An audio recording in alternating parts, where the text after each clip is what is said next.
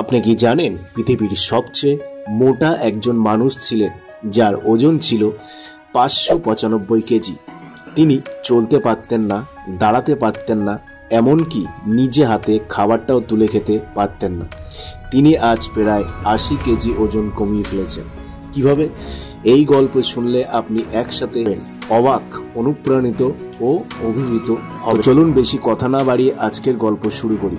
এই ব্যক্তির নাম হলো জন ব্রাউয়ার। তিনি ছিলেন আমেরিকার বাসিন্দা এবং তার ওজন ছিল 1400 পাউন্ড, প্রায় 635 কেজি। তিনি জন্ম থেকে ওবেসিটির সমস্যায় ভুগেছিলেন। 12 বছর বয়সে তার ওজন ছিল 133 কেজি।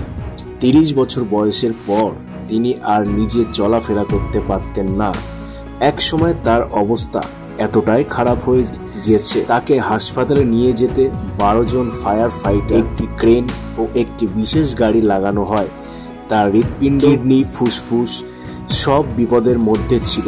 ডাক্তাররা বলেন এভাবে চললে আর হয়তো বেশি দিন বাঁচতে পারবেন। ডাক্তারের পরামর্শে তার জন্য শুরু হয় একটি চরম ডায়েট প্ল্যান। প্রতিদিন মাত্র 1200 ক্যালোরি খাবার দেওয়া হতো তাকে, যেখানে আগে তিনি খেতেন দিনে প্রায় 10,000 ক্যালোরি খাবার। মাত্র 16 মাসে তিনি কমালেন প্রায় 420 পাউন্ড, অর্থাৎ 190 কেজি ওজন, যা ছিল পৃথিবীর ইতিহাসে সবচেয়ে দ্রুত ওজন হ্রাসের রেকর্ড। ওজন কমাতে গিয়ে তার শারীরিক কষ্ট ছিল ভয়ানক, চামড়া ঝুলে যাওয়া, পেশি দুর্বলতা, ইনফেকশন, কিন্তু তিনি একেবারে কোনো রকম হাল ছাড়েন। তার স্ত্রী এবং তার পরিবার সমর্থন ছিল তার পাশে। ডাক্তারের নিয়ম মানা, ফিজিওথেরাপি আর মানসিক দৃঢ়তা, তিনি ইতিহাস গড়ে ফেলেছে।